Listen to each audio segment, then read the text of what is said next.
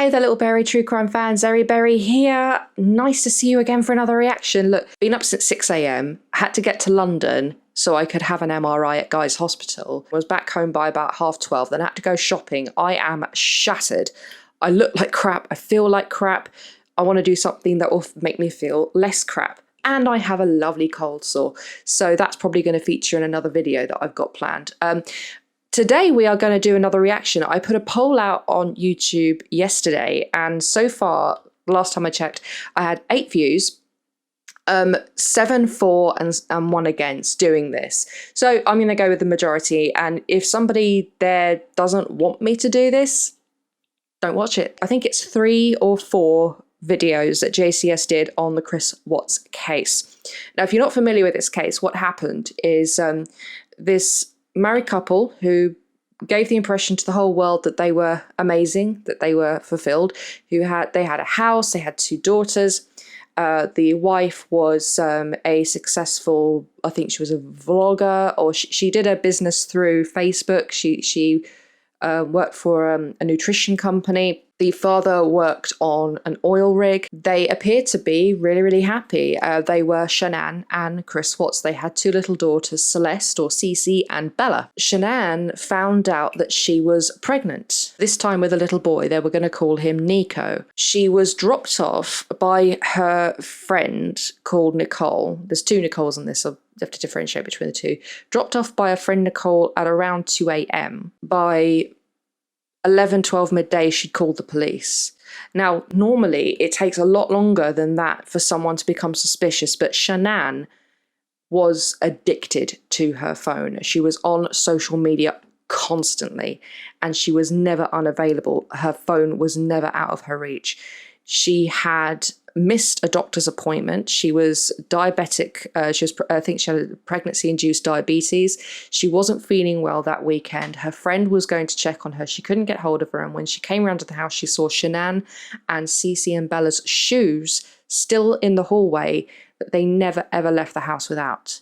The house was deathly silent. And when she phoned Chris, her husband, he said that she was there when he left the house at 5:30 that morning. He told her that he and Shanann had spoken when she arrived about 2 in the morning about separating. Nobody in the family could get hold of Shanann. She wasn't responding to anybody, either on social media, phone call, text, nothing. It was speculated that Shanann may have had, maybe in a diabetic coma. The girls might have been hurt, or they may have left suddenly. Pretty much everybody wanted that to be true, that she was still around somewhere. But unfortunately, the sad truth was that that morning, Chris Watts strangled Shanann and killed his daughters, disposing their bodies in the oil rigs where he worked, and he buried Shanann in a shallow grave. He's been described as the most stupid murderer in the world. And I'd say, yeah, he's pretty darn stupid. Not the most stupid, but he's pretty darn stupid. I think, though, he was caught at a moment where he felt that he had a bit more time to cover his tracks and he hadn't done everything. He wasn't anticipating Nicole to call the police for a welfare check so early in the morning. This is part 1 of The Case of Chris Watts by JCS Criminal Psychology. The drama began shortly after the Frederick Police Department received a call from Nicole Atkinson, the best friend of Shanann Watts. She had arranged to drive Shanann into town that same day for a pregnancy checkup, but there was no answer when she knocked at the door, nor any response to her text messages or phone calls. After noticing her shoes were still at the front door, she became concerned and called 911. Nicole? Yes. Now, this is a damn good friend, you know, someone who is going to be concerned about you if you don't show up for a doctor's appointment, or you don't ask for help and then your shoes are there. You could phone and wait for the other half to come home and open the door. But this is someone who I think was already not happy with this. And I'm so pleased that she got the police in here, because this body cam footage, this is what makes this case amazing, is that all this body cam footage, and it's so telling. Look how concerned she is, and mark a bit later on how Chris Watts behaves. What's going on? So my friend, we were out of town for a business trip this weekend. Right. And I dropped her off at 2 o'clock this morning. She's 15 weeks pregnant. She wasn't feeling well. and she had a doctor's appointment this morning at 9, and I told her to let me know if she needed me to take her. She's got 2 little girls. I've called, I've texted. Her car's in the garage. Her shoes she wears every single day are by the front door.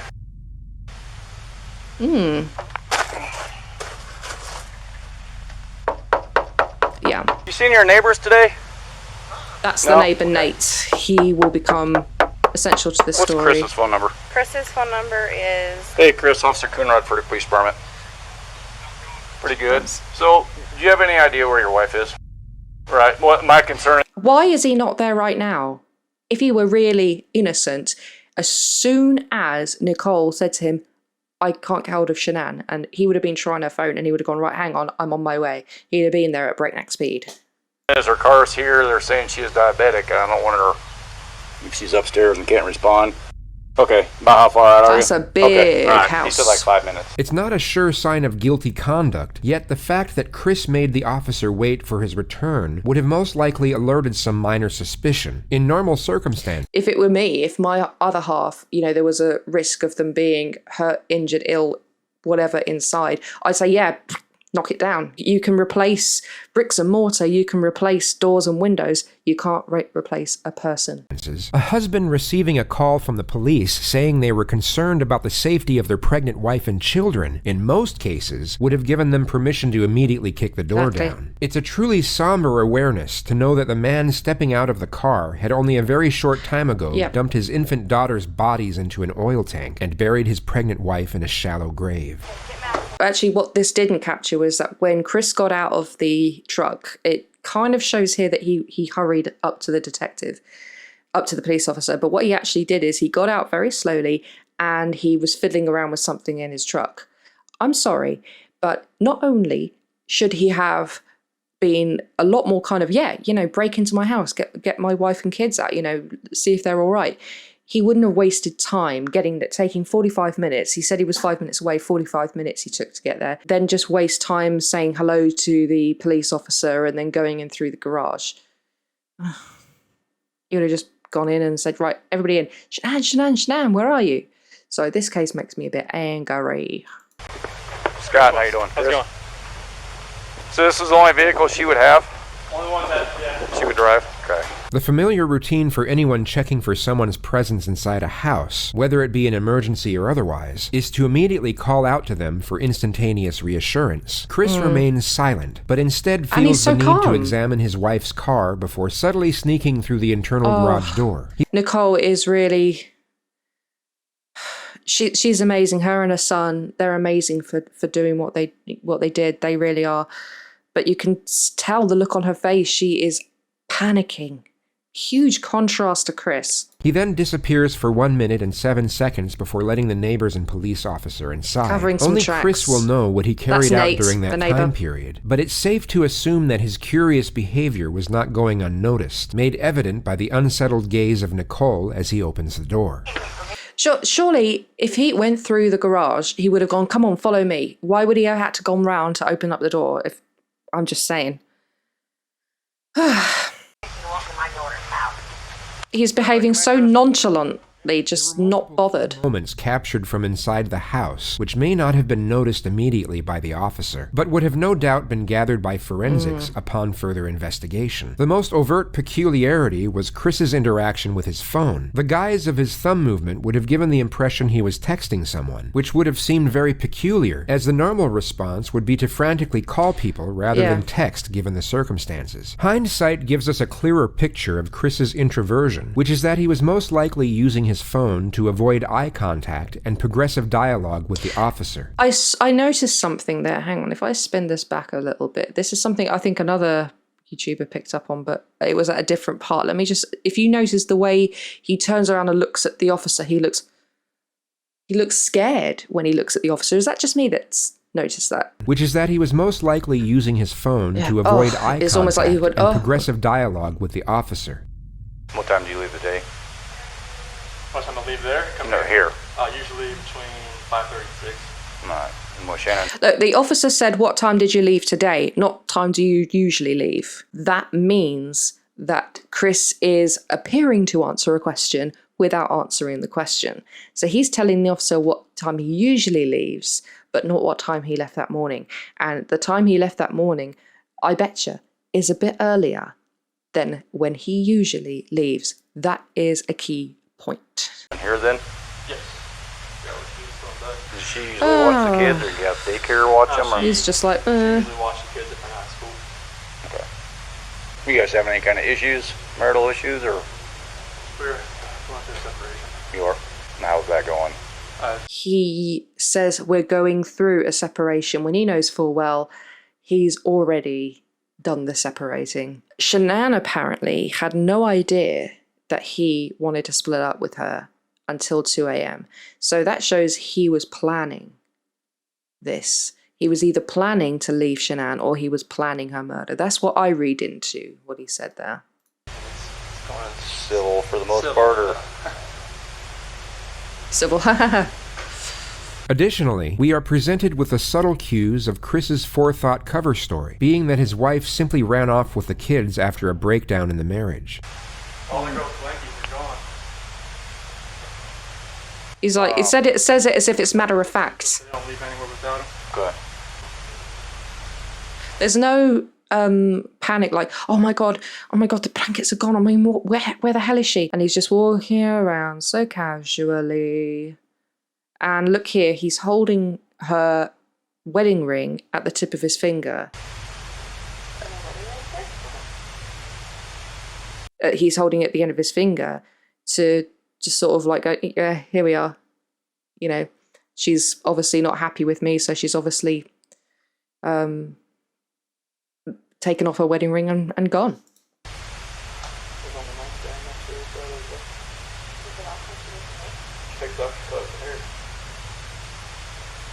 The rest of Chris's conduct could be analyzed and dissected in various ways, and it would be easy to pick at certain oddities in body language and link them with signs of guilt. Yet, without the hindsight we have now, his behavior could just as easily be linked with an innocent man who is... He's not even saying, right, I'm going to go out and scour the neighbourhood and ask the neighbours and go round to people's houses and say, is Shanann there? He's just behaving as if, well, we're just waiting for her to come home, you know. She'll come home. But no, he's calm because he knows exactly what's happened. He knows he doesn't have to worry about it. I don't know about you guys. If they had really gone missing, I don't actually think he would have been panicking all that much. I think he is a psychopath who masquerades as a placid, mild-mannered, loving husband and father. That's just my view. Understandably concerned and frantic over the disappearance of his family. His very conservant neighbor, however, had the perceptual advantage of knowing Chris on a semi-personal level, and could analyze his kinesics in a far more accurate manner than the police officer. You just want to go talk to him? I'm going to get his info real quick.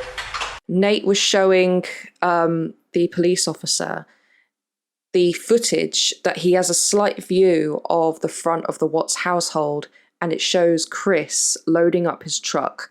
And Nate is about to reveal a few things that he knows about Chris. No.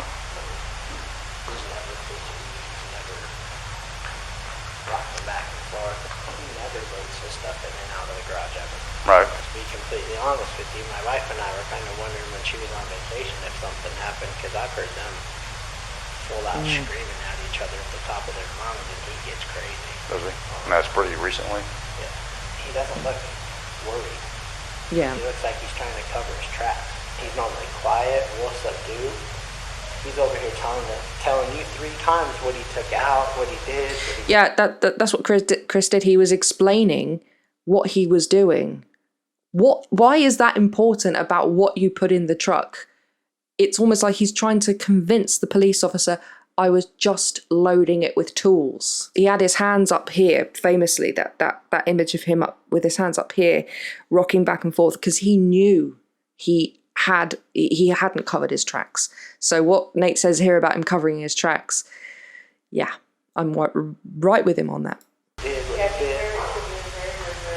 very, he never talks. So the fact that he's over here blabbing his mouth makes me kind of suspicious. This was just after the moment he had shown both Chris and the officer his surveillance footage of that same morning, capturing only Chris leaving the house after loading multiple unidentified things into his truck. Yeah, we can pick up cars coming this way. I get anything coming this way and making a turn. And it didn't show Shanann or the girls leaving. So unless they pulled right here, but I would have caught her walking out. Although not fully incriminating, as Shanann and the kids could have left through the back entrance, this was an extremely detrimental piece of evidence, and would have no doubt been extolled by forensics and made Chris an immediate prime suspect. The following day, Chris, for some bizarre reason, agreed to be interviewed by two separate news stations, where he came across as extremely unimpassioned and detached from the alarming nature of the situation. Like, when I got home yesterday, it was like a ghost town. Like, she wasn't here. Kids weren't here. I have no idea like where they went. Right now it's you got K9 units, the sheriff's department. Everybody's like they're doing their best right now to figure out like if they can get a scent. If she wasn't here, like where did she go? Like, is it me or is he slightly smiling? Is it a slight bit of duper's delight there, or duping delight? It also annoys me. I don't know about you guys, how much he says like. Once I got here, it was like, all right, who can I call? I called her 3 times, texted her about 3 times just to say, you know. Who says, I called my wife X times, I've texted her X times. When they're missing, just say, I've been calling, I've been texting her, she's not responded, I'm really worried. You wouldn't cite how many times you're doing it. He's going into too much detail. Detail is good when it's needed.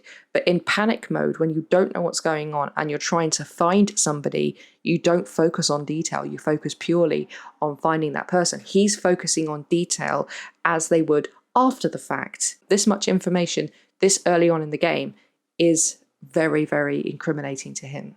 What's going on? Like, if she's vanished, like, I want her back so bad. I want those kids back so bad. Right now, I don't even want to just, like, throw anything out there. Like, I hope that she's somewhere safe right now and with the kids. Last night, I wanted that knock on the door. I wanted to see these kids run in, just barrel rush me and just give me a hug and knock me on the ground. That's why last night was just horrible.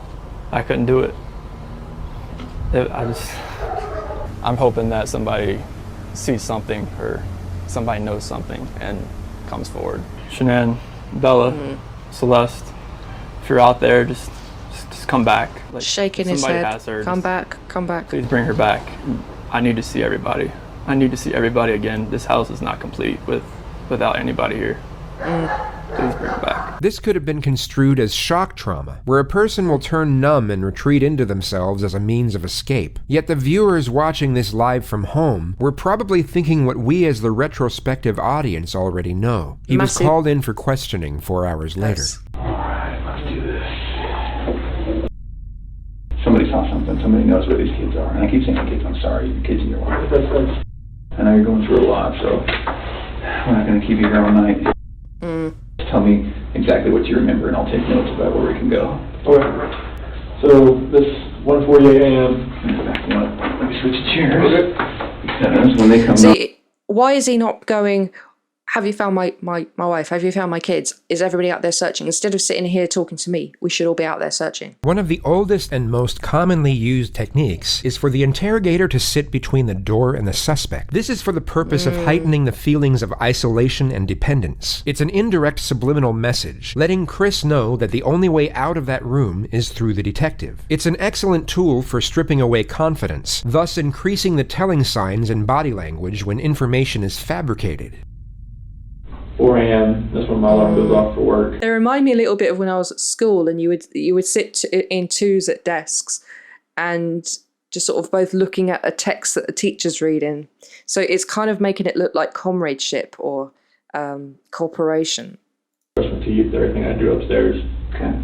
Equal footing, almost. That's when I get back, slide right into bed next to her and start having a conversation with her about having the house up for sale. So he says he started having a conversation with her. Shouldn't it be we had a conversation or we talked about? Let's say started having, then something happened that meant it didn't finish. Talking about it, like actually proceeding with the separation. Okay. And obviously it gets pretty emotional. Like we're talking about, you know, like we felt the disconnection was there, like falling out of love, and trying to stay together, maybe just for the kids' sake, but we're realizing that doing like our homework, it's not, most of the time that's not going to work. Yeah. Yeah, all that, yeah. So that's when I got home, I opened the garage door and we went inside the house and looked everywhere. Shanann, Bella, and Celeste, nowhere to be found. Shannon's wedding ring's on her nightstand, her phone's still on the couch, her purse is still there, the medicine for the kids is still there, the car and the car seats are still there, and there's no sign of them anywhere. Okay. I was just hoping that, I mean, left all the lights on in the house, I was hoping that I'd get a knock on the door, but Yeah, nothing back. happened. Yeah, but nothing happened. What do you think happened? At first, I really thought maybe she was just at somebody's house, just decompressing. Just blowing off steam? Yeah, but after today, like with the onslaught of all the cars, I mean all the police cars, all the news, all the canine units, it's making me lean the other direction about someone took her. Okay. He's instantly saying this is criminal, as if to divert suspicion. If someone said to me, what do you think happened? I'd go, I have no idea. I have no idea where they are. But you can't say, I think someone took her, unless you had any evidence for that. Or unless you were trying to push suspicion away. If someone took her, it would have to have been someone she knew. Because there's no sign of anything like being disturbed, broken. Mm-hmm. But like that's the way I'm leaning now. At first I thought for real she was just decompressing somewhere. I thought she was safe. Mm-hmm. Even though everything in the house was left there. But now it's just after the day with the news crews and everything, it feels more the other direction. And Sorry, is it just me or the word decompressing? It's kind of playing on my mind a bit. She's decompressing. Is it a way of saying that he had compressed her? He'd suffocated her, he'd strangled her. I think her autopsy did show she'd been strangled. So when he says decompressing, I wouldn't generally use that to describe someone who is just trying to get away for a little bit, sort of like the officer said, blowing off steam. And then Chris just agreed, but then says she's decompressing. So by taking your hand away, maybe he's saying that she took a gasp after he first tried to strangle her and then he tried again. I don't know. But that's very telling to me. Freaking me out. On that night, I woke up early that morning, I told her, like, the disconnection, it's there. Like, it's not going away. Like, the connection we had in the beginning, it's not there anymore. It's like, I don't feel like the love we have is there anymore. Okay. And it's just like, I don't feel like, I mean, if we want to stay together for the kids, I'm not sure if that's going to work. Like, bringing That's another, what you told her? yes. Okay. Like, having another baby, bringing us into this relationship, do you think this is going to work with us being together? Or separation, I think, is going to be the best possible route for us. And that's when, like, all the crying and everything proceeded. And it was very hard just to talk about that. But I needed to do it face to face. Okay. And I needed to see her face, like, while I did it. I couldn't text, phone, whatever. I needed to be face to face. Face to face, yeah, because strangling somebody face to face is a very personal way because they can look at you as you're killing them. And, you know, they look at you as you're dying. They see the light going out. He said he wanted to be face to face. Everything he says, he's telling us, encrypted, if you like, what he actually did. And be able to see her and know that she was going to be at least reciprocating back to me. Oh. Yeah, What did looking she back. say? She said that she wanted to kind of work on it, but if that's the way I was feeling, then she respects that. Okay. 1 p.m. I'm now on my way home to check on my family. Is that just because you're worried based on the conversation with Nicole? Had the police contact you by then? No. Okay. I arrived, sorry, go ahead. But Nicole said she was probably going to call the cops. Okay. All right. Now, There must have been a reason why Nicole felt like I said before, like why Nicole felt the need to not wait for Chris to come back. She probably heard from Chris's voice that Chris just wasn't bothered and thought if they're going through a separation, he's probably gonna think, oh, you know, Shanann's just away somewhere and I'm not really bothered. So props to her for calling the police, definitely. so it sounds like Nicole's pretty worried. More worried than you. Once she couldn't get anything out of her and nothing was going on in the house, I was like, all right, I gotta go home. The sharp I would be. What do you mean she's more worried than me? You know, yeah, she's a best friend, but I'm a husband. I'm worried out of my head. I'm worried sick. What? I need to know where my wife is. Yes, we're going through a separation, but that doesn't mean I suddenly hate her. You know, I still like and have respect for her. She's the mother of my kids. I don't want anyone to go missing. I want her back. Go get her. Go find her. I'll help. He doesn't react to that confrontation normally. Sudden change of angle from baseline questioning to direct confrontation would normally make an innocent person refute or at least challenge the statement. There would also be a brief pause, as they would need time to process the allegation due to its perplexity. A guilty individual would already be in a defensive state of mind and would normally respond in a hastily modus. Instead of refuting the remark, they would accept it, but try and explain its actuality in a defensive manner. But it sounds like Nicole was more worried.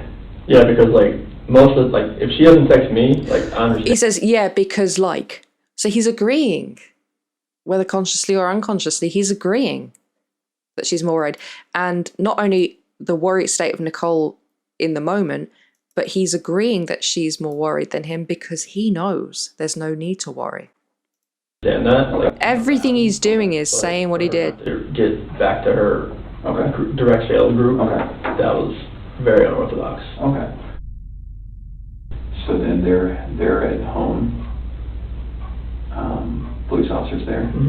So as we go through the house, we're all. Do you immediately go through the house? Oh, I open the garage door and I just go into the house. I'm looking. I just go in the garage door and I'm looking. Is the police officer saying, "Hey, let me talk to you for a minute"? No. Okay. What's the vibe like? I go up there, shake his hand, but I'm opening the garage door at the same time. And then I go through, and then it's a good thing to ask what happened. Even though they have body cam footage, they're asking Chris what happened. I think it's a way to see whether Chris is a truth teller. Open that up, and then they come in. Oh, so they didn't go in the garage door with you? Okay. Well, they went in the garage. They didn't come in the way I did. All right. So then everybody goes in. I think that was it. Yeah. I'd have gone, come on in. And at 4 o'clock, that's when go around to the front. Because the officer, I went over to the neighbor's house to see if he saw anything, and whose idea was that? I think it was the officer. Yeah, Chris was about to brush it off. Yeah, I went to the neighbor's house, see if he saw anything. That was where most of the incriminating stuff happened while they were actually at the premises. And Chris is trying to brush over that, and the police officer keeps trying to go back to it. But Chris, I think, doesn't want to address that because that to him was a very, very sore point. And then that's when the neighbor called him back over to show him he had some stuff from the other night. To show him whatever he had that put motion on it. Yes. 4 p.m. Police check neighbor security footage and question them as well. Okay. Have we talked about that? Is that where we're okay? That's where we're at. Anything else about that? No, I mean it just shows Nicole dropping her off, but her not walking up, and it shows me loading my truck up at the time I told you I left. Okay. It's just trivializing things that are really crucial. Here we go. Here we go. I have to keep an open mind on everything. Okay. Oh, one more thing. What I love is, well, I don't love Chris's voice. It grates on me. His sort of sore throat sounding voice is just the way that he talks like that. The officer appears to be mirroring that. Talking to Chris on the same tone, that same kind of low gravel growl sound, but also at the same volume, at the same softness, because Chris is quite soft-spoken. He's matching Chris's tone. And he's not going up, because if he goes up, Chris can just go down. They need to stay level going up. And part of keeping an open mind is listening to you talk about your wife and your marriage, and the day she goes missing is the day that you guys have marital discord. Okay? Yeah. So you can understand what I'm thinking about you. Yeah. What do you think about that? Makes me sick. Was it plurium interrogationum? Implication in the form of a question. Okay. So he's saying, I understand what you're thinking about you. What do you think about that? So he's not saying what he thinks, and he's asking Chris what he thinks about what the detective thinks about him. Honestly, I know, I've talked to a few of my friends. It's this does not look good on you. I'm I know. It's if people knew that we were having marital issues, they're going to look at me, especially with the way everything looks. And honestly, so he makes it look like he's going, yeah, I get it. People will be thinking that about me. I'd be like, I'd say you're barking up the wrong bloody tree, mate. I'd say stop thinking like that. Get out there and find my wife and kids. It makes me sick to my stomach because this is something that I would never do. What? This is something I would never do. Nobody said anything. Nobody said killed, murder. Nobody said kidnapping, held somewhere. Nobody said sent them away. Nobody has said anything about this, because there could be many reasons why people go missing like this. Yes, murder is one of them. They haven't said anything about murder. They've just said they think Chris is potentially responsible. But how? Ever. I know, like, you have to look at every vantage point. This is something I would never do to my kids or my wife at all.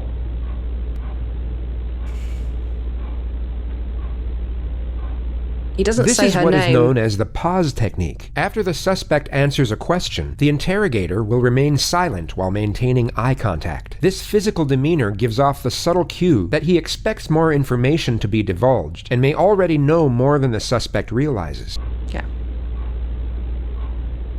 It's almost like, you haven't convinced me yet. Have you ever been in a job interview when they've done that? I have. It's not nice.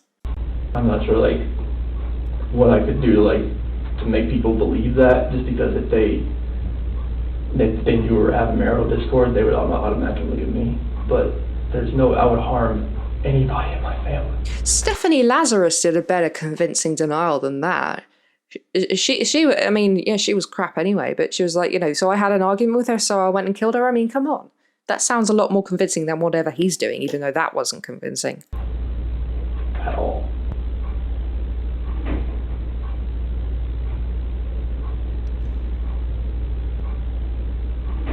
I know we were having marital discord, and we had that conversation that morning, and then she goes, we have no idea where she is, or the kids. The officer's like, convince me. You're not convincing me. I had nothing to do with any of that. Any of what?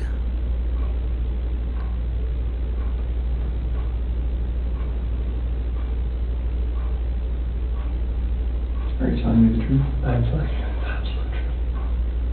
You're telling me the truth? All he had to say was yes. Tell me the truth. I'm telling you the absolute truth. So he's not agreeing with the detective that he's telling the truth, but by using a statement that makes it sound like he's telling the truth. Why should I believe you? Perfect. Journalism 101. So many journalists asked this question. They did in the Dalia Divalita case. I'm so sorry I keep pausing this. I just love this case for the linguistics that's in it. Why should I believe you? Or why should we believe you? Perfect question to ask. They always ask it, why should we believe you? And also another question they ask is, what do you think should happen? What punishment do you think the person who was responsible for your wife and children going missing should receive? If, you could say if they killed them, kidnapped them, or whatever, what punishment?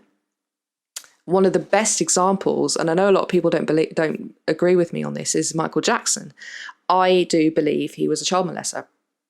And I remember one of the interview he gave to Diane Sawyer. I saw it when I was a kid, but when I watched it again, and I noticed that she asked some very, very intelligent questions. She's great.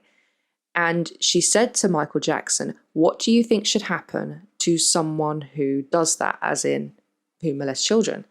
Michael's answer was, I think they should get help. Not that they should be locked up, not that they should be allowed never to go near children again, not that they should be, prosecuted in the most extreme, that they need help. And what you often find is those who are guilty of the offence of which they are discussing will suggest lenient punishments. Not always, but mostly they do. So, yeah, just food for thought. Truthful individual will normally respond to this question with a question, such as, why are you asking me that? Or, what's going on here? They will Because I often didn't do it. protest the aggressive nature of the telling Inquisition, the truth. or give a short and forceful response. Because I'm a very trustworthy person, and the people that do know me, they know how Bigging I'm a himself calm person. up. I am not an argumentative person. I am a person who is never going to be abusive or physical in any kind of relationship. I would never Seriously, harm my what is he doing? Is he trying to sell himself for a job? My God. kids. I would never harm my wife. I mean, you can talk. You can talk to any of my friends, any of her friends. They know me. They know I'm a low-key guy that's quiet. I'm not about confrontation. I'm not about anything that elevates to that level. I mean, What level? Like if someone yells. So again, he's not giving a standard for that to that level that elevates to that level. So he's referring to a level of elevation that something happened between him and Shanann, that something elevated to that level.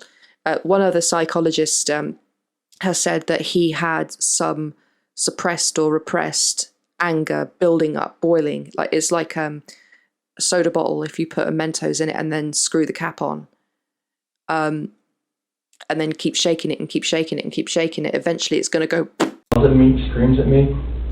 I just take it and I just try to get it by the wayside and get it back to where it's just a cool conversation to where like none of that gets to that height. Because I am not that person. None of that gets to that hype. I'm not that Never person. been that What person? person?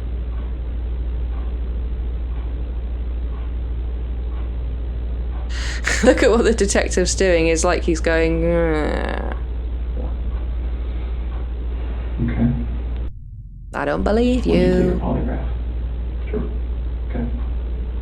You Let's take a idiot. little break. Complete and utter idiot. I'm going to come back in here because I have a lot more questions for you. How you feeling? Looking at that picture, So those kids.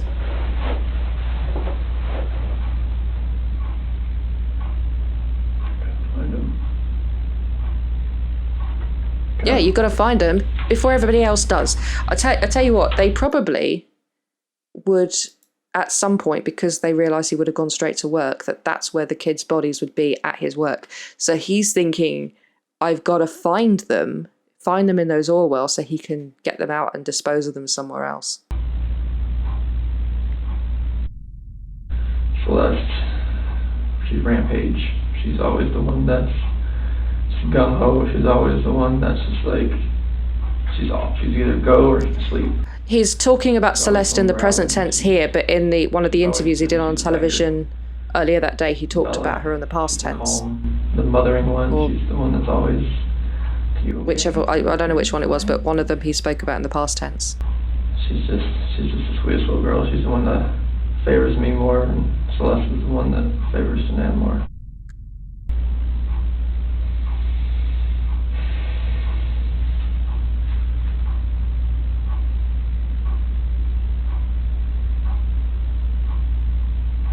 I remember when they wore that dress. She just wore that dress not too long ago. He's not shed a single.